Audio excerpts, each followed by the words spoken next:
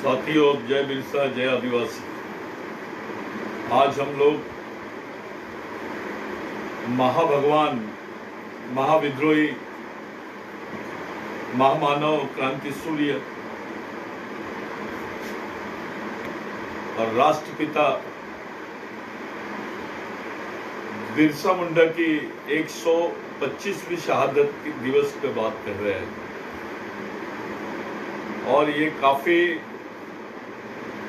दिनों के बाद बिरसा ब्रिगेड के माध्यम से एक लाइव प्रोग्राम हमने करने की कोशिश कर रहे हैं। आप तमाम लोगों से मेरी विनती है कि आज का जो विषय है उस पर गंभीरता से हम लोग सोचेंगे, क्योंकि हम उस विषय पे बात कर रहे हैं जिस पर बिरसा मुंडा ने 125 साल पहले सोचा था। बिरसा मुंडा की जो सोच थी वो सोच 125 साल पहले जिस अंदाज की थी, जिस अंदाज की सोच थी, वो सोच का हम लोगों ने विश्लेषण करना है। वो सोच क्या है, वो सोच ऐसी क्यों थी और उस सोच का आज के तारीख में हमारे जीवन में क्या उपयोग है, इस पर भी हम लोगों ने सोचना चाहिए। साथियों, बिरसा मुंडा का जो आंदोलन था उस वक्त इस देश में जो कानून व्यवस्था थी वो पूंजीपतियों के, जमींदारों के हाथ में थी और अंग्रेजों के हाथ में थी। और इन लोगों के बीच में उच्च वर्णीय पूंजीपति वर्ग, उच्च वर्णीय जमींदार वर्ग और अंग्रेज जो हुकूमत, अंग्रेजी हुकूमत थी, इनके बीच में जो कोलैबोरेशन था, जो साठगांठ था, इस महाशक्ति के खिलाफ, इस महाशक्ति के खिलाफ लड़ाई का जो तरीका, लड़ाई की जो टेक्निक बिरसा मुंडा ने सोची और जो उद्देश्य था, मेन उद्देश्य बिरसा मुंडा का था सामाजिक परिवर्तन, अपने वास्तविक, पारंपरिक, नैसर्गिक अधिकारों की पुनर्स्थापना। ये एक बहुत बड़ी सोच थी। डॉक्टर बाबा साहब आंबेडकर से लेकर बाकी जितने थिंकर से विचारवंत लोग हैं, बिरसा मुंडा के नजदीक पहुंचते हुए उन्होंने बहुत इंप्रेस हुए हैं कि ऐसी सोच कि जो समाज इस देश में हजारों साल से शोषित होता आ रहा है, जिस समाज की संस्कृति पे आक्रमण हुआ, जिस समाज के सामाजिक जीवन पे आक्रमण हुआ, जिस समाज के सामाजिक अस्तित्व पे आक्रमण हुआ, जिस समाज के जिंदा रहने के साधनों पे आक्रमण हुआ और जिस समाज की पहचान पे आक्रमण हुआ हजारों सालों से, उस समाज के बारे में 125 साल पहले महाभगवान, मैं बार बार एक शब्द का उपयोग कर रहा हूं, महाभगवान। इसके पहले हमने महामानव बोला, लेकिन महाभगवान उसको बोलते हैं जो प्रैक्टिकल अपने को चलाता है। काल्पनिक भगवान अलग है, जो प्रैक्टिकल भगवान है, जो जिंदा रहना सिखाता है, लड़ना सिखाता है, अपने अधिकारों को स्थापित करना सिखाता है, उस महाभगवान के बारे में हम लोग आज बात कर रहे हैं। साथियों, बिरसा मुंडा का शहीद दिन ये केवल इस देश के आदिवासियों के लिए महत्वपूर्ण दिन नहीं है, इस देश के लिए महत्वपूर्ण दिन है। क्योंकि अगर बिरसा मुंडा का आंदोलन इस देश में नहीं होता तो ये देश नहीं होता। ये जितने इतिहासकार हैं, जितने बड़े बड़े चिंतक हैं, मैं उन लोगों से भी एक सवाल खड़ा करना चाहता हूं कि अगर आप भारतीय इतिहास को पढ़े होंगे या भारत में जो पुनर्गठन हुआ संविधानिक, स्वतंत्र संविधानिक लोकतांत्रिक व्यवस्था का, वो संभव थी क्या बिरसा मुंडा की लड़ाई के बगैर? जो यहां पर साम्राज्यवादी ताकतों ने इस देश को ध्वस्त कर दिया था, इस देश के गरीब, शोषित, पीड़ित लोगों को, इस देश के कॉमन आदमी को, इस देश के सर्वसामान्य आदमी को अपने कानूनी कब्जे में ला लिया था, उस कानूनी कब्जे को तोड़ने का काम बिरसा मुंडा ने किया। भारत नाम की संकल्पना, राष्ट्र नाम की संकल्पना लाने वाला पहला महाभगवान है बिरसा मुंडा। वो वास्तविक इस देश का राष्ट्रपिता है। ये आंदोलन टंटे भील से जुड़ा हुआ आंदोलन है। भगवान टंटे भील, महाविद्रोही महाभगवान टंटे भील। ये आंदोलन राघोजी भांगरे से जुड़ा हुआ है। ये आंदोलन तिलका मांझी से जुड़ा हुआ है। ये हमारे महाभगवान, महाविद्रोही, महाक्रांतिकारी, महामानव। मैं इस शब्द को जानबूझ के आप लोगों के सामने रख रहा हूं, क्योंकि ये महाभगवान है। ये भगवान नहीं है, ये महाभगवान है। इतना बड़ा तत्व ज्ञान कि आपके अधिकारों को, पारंपरिक प्राचीन अधिकारों को, सामाजिक सांस्कृतिक अधिकारों को पुनर्स्थापित करना और उस व्यवस्था में अपने लिए जगह बनाना, अपने जिंदा रहने की वास्तविकता को समझते हुए अपने जिंदा रहने के संसाधनों को जीवित रखना, उसको सुरक्षित रखना, ये एक बहुत बड़ा लक्ष्य जो है बिरसा मुंडा ने सोचा। और इसका फायदा केवल आदिवासियों को नहीं हुआ, इस देश के मजदूरों को हुआ, इस देश के ओबीसी समाज को हुआ, दलित समाज को हुआ, ब्राह्मण समाज को हुआ, यहाँ की महिलाओं को हुआ। वो प्रेरणा मिली। भारतीय सेना में महिलाओं की जो भर्ती हुई है वो बिरसा मुंडा के आंदोलन से प्रेरणा लेके हुई है, क्योंकि बिरसा मुंडा के आंदोलन में महिलाओं ने बहुत बड़ी सहभागिता दिखाई। ये रानी अवंतीबाई, झलकारी देवी, इनके आंदोलनों को देखना पड़ता है जब बिरसा मुंडा को हम देखते हैं तो। और कुछ लोगों का ऐसा कहना था कि बिरसा मुंडा अचानक टंटे भील से कैसे मिल लिए, या टंटे भील से उनकी विचारधारा कैसी मिलती है, बाबूराव शर्मा से कैसी मिलती है, राघोजी भांगरे से कैसी मिलती है। साथियों, एक जागरूक आदमी को किताबों की जरूरत नहीं होती। अगर वो जागरूक है, सक्रिय है, तो विचार उस तक के ऑटोमेटिक पहुंचते, क्योंकि वो विचारों की तलाश में रहता है। बिरसा मुंडा ने बोला, संघर्षशील आदमी, सक्रिय आदमी, ये केवल जीवित नहीं होता, वो शोधी होता है, वो शोधक होता है। उसके जीवन में सबसे इंपॉर्टेंट चीज होती है किसी भी चीज का इन्वेंशन, उसका सोच, उसका शोध, उसकी बुनियादी सोच जो है उसकी तरफ उसका ध्यान जाता है। 24 साल की उम्र में बिरसा मुंडा ने इस देश को देश नाम से परिभाषित करने की संकल्पना खड़ी कर दी। साथियों, इस देश में सांस्कृतिक सामाजिक अधिकारों की स्थापना महाभगवान बिरसा मुंडा की वजह से हुई है। ये देश के इतिहासकारों को मानना पड़ेगा। जितने आदिवासी स्वतंत्र सैनिक है, जितने आदिवासी क्रांतिकारी है, उनके विचारों को, उनकी संघर्ष को, बुनियादी संघर्ष को जब तक आप नहीं समझेंगे, इस देश के वास्तविक इतिहास को नहीं समझ सकते। ये बात अलग है कि आदिवासियों के साथ में या आदिवासी महापुरुषों के संघर्ष का वास्तविक इतिहास इस देश को बताया नहीं गया, देश के आम नागरिक को नहीं बताया गया। और आम नागरिक तो क्या, उस समाज को नहीं बताया गया जिस समाज से वो बिलोंग करते थे। आदिवासी समाज को इसके बारे में नहीं बताया गया। कुछ हमारे लोग, कुछ गद्दार प्रवृत्ति के लोग, कुछ बिकाऊ प्रवृत्ति के लोग भगवान बिरसा मुंडा की विचारधारा, टंटे भील की विचारधारा, बाबूराव शर्मा की विचारधारा, राघोजी भांगरे की विचारधारा, सूबेदार नायक की विचारधारा, तिलका मांझी की विचारधारा, गुंडाधुर की विचारधारा, कुमरा भीमू की विचारधारा, इनको पलटाकर, इनको बदलाकर, इनकी बुनियादी सोच को बदलकर एक नई सोच लाते हैं, राष्ट्रीय सोच लाकर बताते। वो स्वतंत्र सैनिक थे।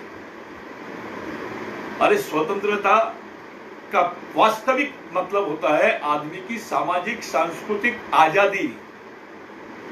इस देश में धार्मिक आजादी महत्वपूर्ण नहीं है साथियों, सांस्कृतिक और सामाजिक आजादी महत्वपूर्ण है। बिरसा मुंडा ने इंसान की मानवतावादी संघर्ष को बहुत ज्यादा ध्यान में रखते हुए सांस्कृतिक सामाजिक अधिकारों की स्थापना की तरफ जोर दिया।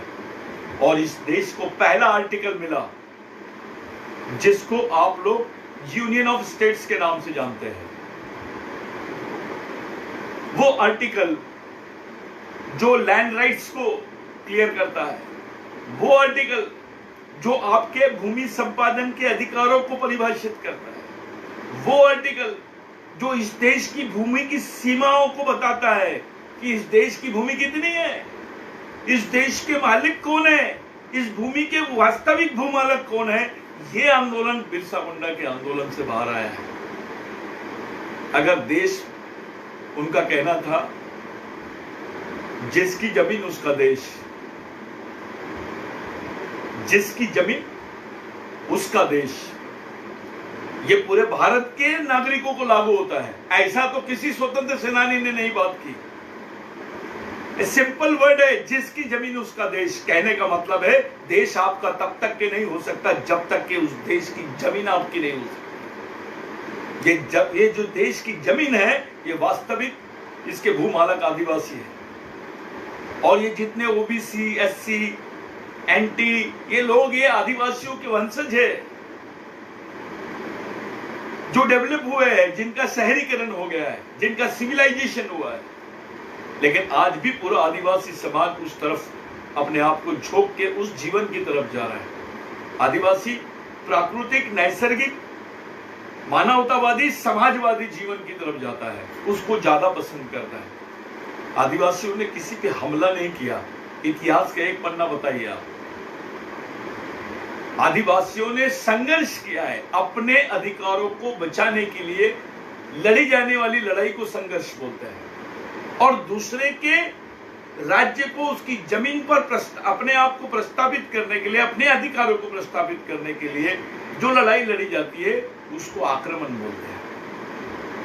यह बिरसा मुंडा ने बहुत सरलता से समझाया कि आदिवासी बुनियादी तौर पे आक्रमण करता नहीं है, ये संघर्ष करता है। जिन्होंने इस देश पे आक्रमण किया, इस देश की संस्कृति पे आक्रमण किया, जिन्होंने इस देश की संस्कृति को भ्रष्ट किया, उसकी बुनियाद को नष्ट करने की कोशिश की, आज भी कर रहे हैं, वो राष्ट्रवाद की बात आदिवासियों को नहीं समझा सकते हैं। आदिवासियों के तो ब्लड में ये सब चीजें थी। जिन्होंने उंगली कटाया उनको राष्ट्रीय नेता का नाम मिला साथियों, लेकिन जिनके परिवार तबाह हो गए, उनका इतिहास में नामो निशान नहीं है। इस देश की वास्तविकता यह है, इस देश का यह पक्षपातपूर्ण रवैया जो है, हमको यह बात बोलने के लिए मजबूर करता है। चाहे महात्मा फुले का संघर्ष हो, बाबा साहब का संघर्ष हो, पेरियार स्वामी का संघर्ष हो, या साहू महाराज का संघर्ष हो, संभाजी महाराज का संघर्ष हो, आपको ये बुनियाद वहां दिखाई देगी। जो आदिवासियों की सांस्कृतिक सामाजिक सोच है, उसके इर्द गिर्द ही संभाजी महाराज की सोच रही है। संभाजी महाराज की जो माता जी थी, संभाजी महाराज की जो परिवार के लोग थे, उनका आप बैकग्राउंड चेक करो। उनके संभाजी महाराज को ट्रेनिंग किसने दिया, संभाजी महाराज कौन से विचारों से ज्यादा प्रभावित थे, उनके जीवन में किस तरीके का परिवर्तन आया, और छत्रपति शिवाजी महाराज की माता जिजाऊ, उनके हाथ में सत्ता किन विचारों के लोगों ने दी, उनको इस राज्य का कर्ता धर्ता, मालकिन, ये किसने बनाया। तो ये जो सोच है, ये है आदिवासियत, जो महिला को भी सत्ता देने में समानता रखती है, पुरुष को भी समानता देती है। वो ऐसी बुनियादी सोच, उसकी जो वारिस है, वो वारिसों के बारे में हम लोग आज बात कर रहे हैं, जिनका नाम महाभगवान, महामानव, महाविद्रोही बिरसा मुंडा है। साथियों, इस देश में एक संघर्ष चल रहा है। एक तरफ विकास और दूसरी तरफ आदिवासियों का विनाश। ये गवर्नमेंट की पॉलिसी जो है, ये पॉलिसी पूरे देश को कंफ्यूज कर रही है कि नहीं, आदिवासी क्षेत्रों में अगर विकास होगा तो ही आदिवासियों का डेवलपमेंट होगा। मेरे को जहां तक के समझता है कि आप एक ऐसे समाज के बीच में विकास की बात करने जा रहे हो जिस समाज का प्रत्येक आदमी इतनी आय भी नहीं कमाता है जितने की उसको जरूरत है। प्रतिदिन आय जो है उसकी, डेली इनकम जो है उसकी, वो उसके पेट भरने के लिए, उसके साथ पलने वाले बच्चों का पेट भरने के लिए भी पर्याप्त नहीं है साथी। उनके बारे में आप बात कर रहे हैं। और एक प्रिंसिपल है कि एरिया का विकास यानी क्षेत्र का विकास यानी मानव विकास नहीं होता है, मानव का विकास यानी क्षेत्र विकास होता है। ये विकास की जो डुप्लीकेट संकल्पना, एक काल्पनिक संकल्पना नजर आती है कि भाई नहीं, क्षेत्र का विकास कर दो, वहां के लोगों का विकास कर देंगे हम। आपने 6 लाइन रोड इस देश में नंदुरबार में डाल दी, गढ़चिरौली में डाल दी, छत्तीसगढ़ में डाल दी, झारखंड में डाल दी, मेलघाट में डाल दी। 6 लाइन रोड यानी वहां का रोड का डेवलपमेंट हुआ है। What about the people, those who are living there from thousands of years, जो हजारों सालों से उस जमीन पे रह रहे, उनका विकास के बारे में क्या आपके पास डाटा है? ये बताइए। उनका शोषण जो हो रहा था उस प्रक्रिया में बदलाव आया है, उनकी गरीबी की प्रक्रिया में बदलाव आया है, उनकी बेरोजगारी की प्रक्रिया में बदलाव आया है, उनके विकास में बदलाव नहीं आया साथी। यह विकास की जो संकल्पना है गवर्नमेंट ऑफ इंडिया ने, आदिवासी समाज के लोगों ने, नेताओं ने, या जो सोशल वर्कर्स है, जो शोधकर्ता है, उन्होंने इस विकास की वास्तविक संकल्पना को समझने की जरूरत है, जो आदिवासियों को जिसकी जरूरत है। ये जितना नक्सलग्रस्त एरिया है, उस एरिया में 5th शेड्यूल के एरिया,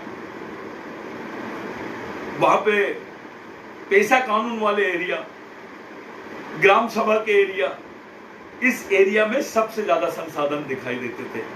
आज क्या हुआ? आपने 5th शेड्यूल को खत्म कर दिया, वहां पे ग्राम सभा के अधिकारों को शून्य कर दिया, खत्म कर दिए, और वहां पर डेवलपमेंट के नाम पर आप लोग जो जमीनें हैं ये बड़े बड़े कॉर्पोरेट्स को दे रहे हैं। उस कॉर्पोरेट में आदिवासियों की हिस्सेदारी सुनिश्चित करने की बात क्यों नहीं होती?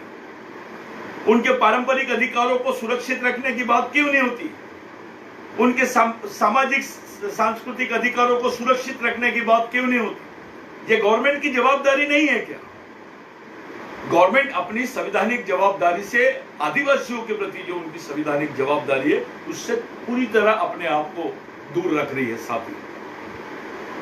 ये एक ऐसा समय है आदिवासियों के पास, ये एक ऐसी जनरेशन के सामने समय हो गया है कि भाई अगर आपको डेवलपमेंट करना है तो खुद करो, गवर्नमेंट आपकी जवाबदारी नहीं लेगी। उसका छोटा सा उदाहरण दे रहा हूं आपको। ये जो आदिवासियों के हॉस्टल्स थे, वहां पर इन्होंने डीबीटी सिस्टम लाया।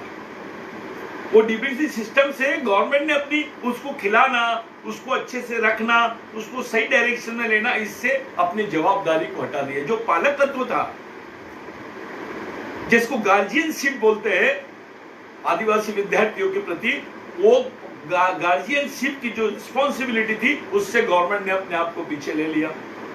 अब उनको वो पेमेंट जैसा देते हैं। वो बच्चों को वहां रुकना तो दूर है, वो बच्चे ठहरते भी नहीं है। उस पैसे का क्या उपयोग होता है? बाद में 15 तारीख के बाद में वो बच्चों के पास में 1 रुपए नहीं रहता। वो डब्बा लेने के लिए दूसरों का मुंह देखते हैं। ऐसी हालत कर दिए। ये बच्चे ऑर्गेनाइज रहते थे, आदिवासी बच्चे। वो आदिवासी बच्चे ऑर्गेनाइज रह के एक टेबल पे बैठ के खाते थे, उनमें अपनेपन की भावना आ रही थी, वो संगठित हो रहे थे। इसलिए जानबूझकर ये गवर्नमेंट ने ये पॉलिसी लाई कि डीबीटी रद्द करो। ये आदिवासी युवा पीढ़ी के ऊपर सबसे बड़ा प्रहार है। इस पे खुली चर्चा होनी चाहिए, खुली बात होनी चाहिए। इसकी बुनियादी बात यह है साहब, धीरे धीरे धीरे धीरे आपको आपके पहचान से दूर करने की कोशिश की जा रही है। ये आदिवासी मंच पे से बताते हैं कि भैया देश की राष्ट्रपति आदिवासी, आदिवासी क्षेत्रों में देश की राष्ट्रपति का रोल बताइए। 5th शेड्यूल का एरिया राष्ट्रपति अधिकारों का एरिया होता है, राज्यपाल के अधिकारों का एरिया होता है। वह गवर्नर और president are the prime, they are responsible persons. उनकी भूमिका क्या रही? मणिपुर में क्या भूमिका रही? नॉर्थ ईस्ट में क्या भूमिका रही? अभी राज्यपाल की भूमिका को लेकर बात कीजिए।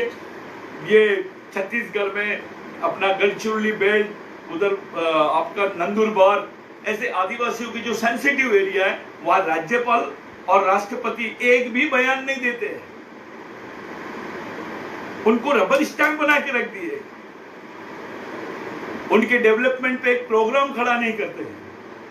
पूरे आदिवासी क्षेत्रों में आदिवासी विकास विभागों को, चाहे सेंट्रल के रहे, अलग अलग स्टेट्स में भी इन्होंने आउटसोर्सिंग शुरू कर दी है। निजी कंपनियों के माध्यम से वहां अधिकारियों को नियुक्त करना, और वो अधिकारी इनके हाथ के चमचे रहते हैं, वो कर्मचारी इनके हाथ के गुलाम रहते हैं, और वो काम कर रहे हैं। ये तय करेंगे कि भाई आदिवासी क्षेत्र में काम करेगा, इस सेवा को तुम स्वीकार करो। यानी गवर्नमेंट पूरी तरह अपनी जवाबदारी से भाग रही है।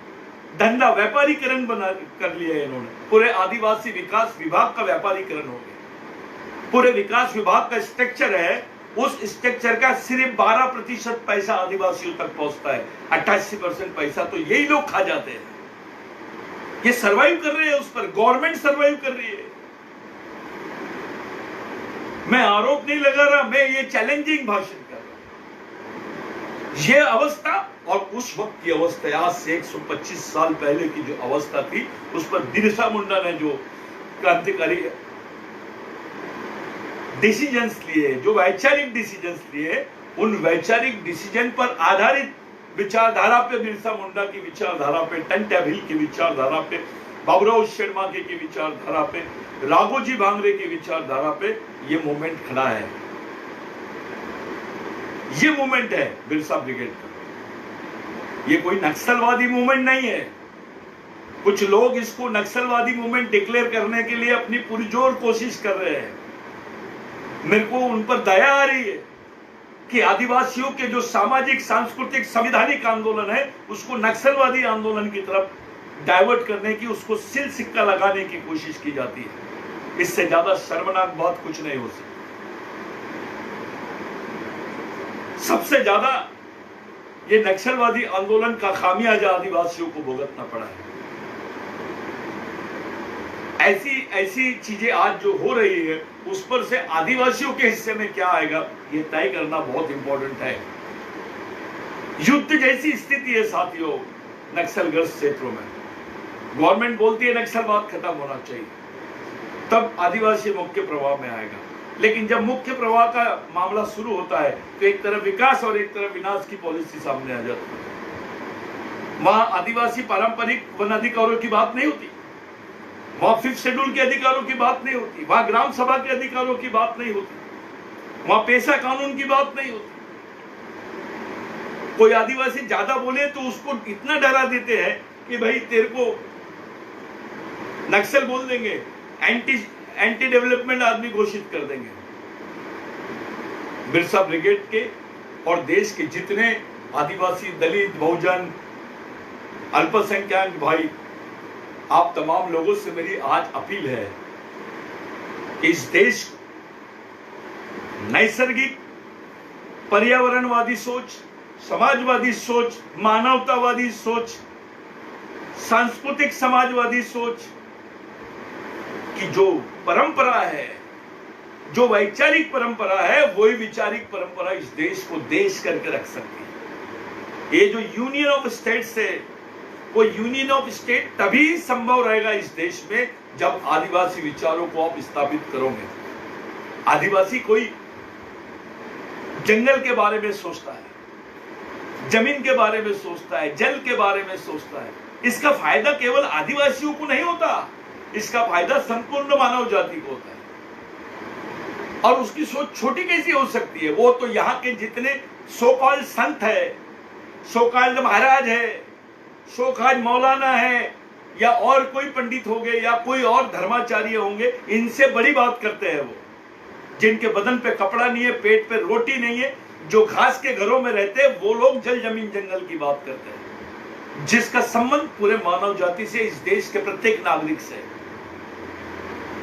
उस पर्यावरण को उजाड़ने की विचारधारा को आप डेवलपमेंट की बात करते हैं। होना चाहिए डेवलपमेंट, सस्टेनेबल डेवलपमेंट की बात करती है government. What do mean by sustainable development? उसमें आदमी के संवैधानिक, पारंपरिक, सामाजिक अधिकारों को सुरक्षित रखते हुए उसकी विकासवादी, परिवर्तनवादी जीवन अवस्था, उसको स्थायी करने के लिए जो व्यवस्था लागू करते हैं, जो विकास व्यवस्था लागू करते हैं, उसको सस्टेनेबल डेवलपमेंट कहते हैं। मैं पूरे बिरसा ब्रिगेड के साथियों को आज क्रांतिकारी अभिवादन करता हूं और जो बिरसा मुंडा के विचारों से, बाबा साहब के विचारों से, पेरियार के विचारों से, फुले के विचारों से, साहू महाराज के विचारों से, महात्मा फुले के विचारों से, रानी अवंतीबाई के विचारों से, दुर्गावती के विचारों से, टंट्या भील के विचारों से, राघोजी भांगरे के विचारों से, बाबूराव शर्मा के विचारों से, गुंडाधुर के विचारों से, कुमरा भीमू के विचारों से, जो लोग संभाजी महाराज के विचारों से, जो लोग उन विचारों से चलना चाहते हैं, इन विचारों को अपने जीवन का परम संरक्षक समझते हैं, क्योंकि विचार सुरक्षा प्रदान करते हैं समाज को, आदमी नहीं। विचार समाज का निर्माण करते हैं, विचार ही सुरक्षा प्रदान करते हैं और विचार ही विकास करता है समाज का। जो विचारधारा को हम अपनाएंगे, हमारी आने वाली जनरेशन को देना चाहते हैं, उस पर पूरे देश के लोगों ने सोचना चाहिए कि हम बिरसा मुंडा की विचारधारा का अस्तित्व कहां रहना चाहिए। मेरा आपसे एक विनती है, आप किसी भी धर्म से रहो, किसी भी जाति से रहो, रोटी की जात होती है, पानी की जात होती है, हवा की जात होती है, जमीन की जात होती है। जो जल जमीन जंगल का मसला है, ये यहाँ के ब्राह्मण भाई को भी लागू होता है, यहाँ के हर कम्युनिटी के भाई को लागू होता है। ये लड़ाई पूरी मानव जाति की लड़ाई है और इस लड़ाई को जो सैद्धांतिक रूप दिया था वो महाभगवान बिरसा मुंडा ने दिया। आज उस महाभगवान को हम लोग याद कर रहे हैं। साथियों, मिशन के तमाम साथियों से मेरी विनती है, आज से केवल आज याद नहीं करना है, आज से 9 अगस्त तक, 9 अगस्त को हम पूरे आदिवासी शहीदों को वास्तविक आदरांजलि देंगे, जब पूरे विश्व के लोगों को भारत के आदिवासियों के बारे में पता चले कि भारत का वास्तविक मानक कौन है।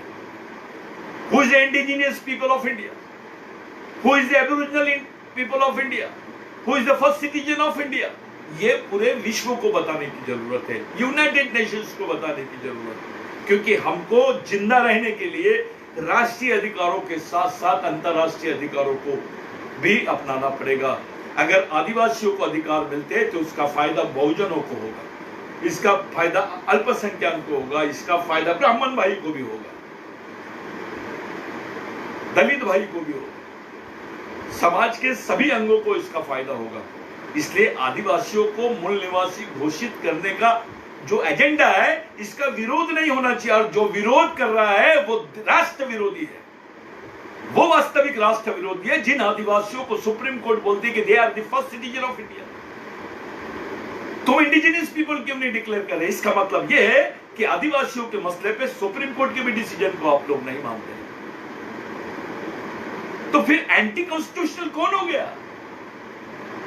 और जो लोग एंटी कॉन्स्टिट्यूशनल है वो दूसरों को एंटी कॉन्स्टिट्यूशनल, एंटी नेशनल बोलने की हिम्मत रख रहे हैं, उनके आंदोलनों को ये कर रहे हैं। आदिवासी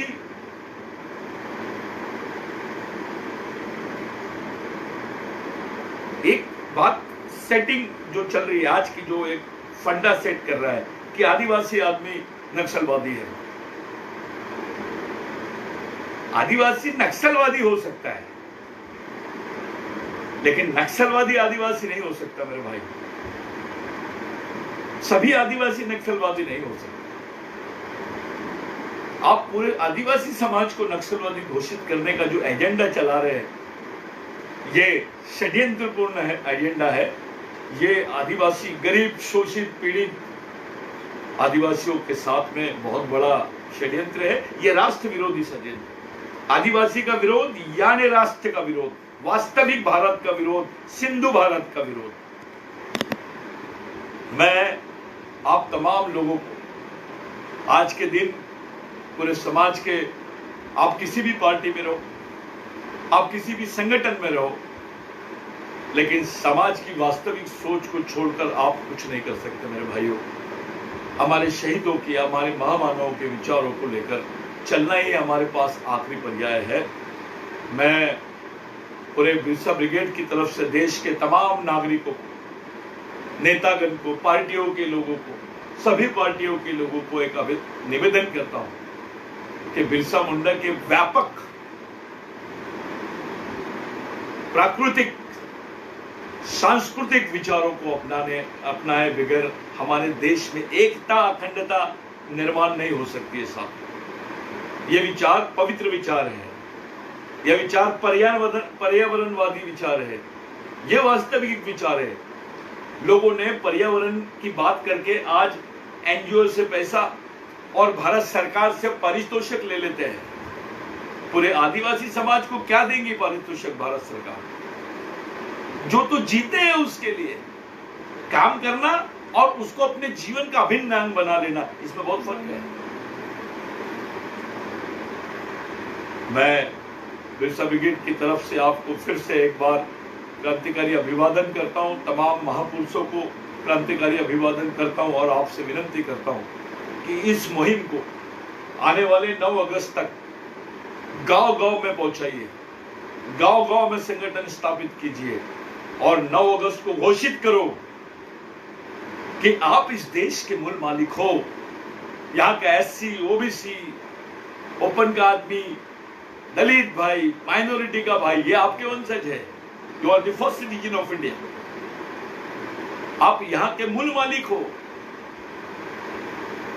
ये बात साबित करने की लड़ाई के बगैर आप अपनी आने वाली जनरेशन को जिंदा नहीं रख सकते, क्योंकि ये मसला राष्ट्रीय अधिकारों के साथ साथ आपके व्यापक अंतर्राष्ट्रीय अधिकारों से जुड़ा हुआ है।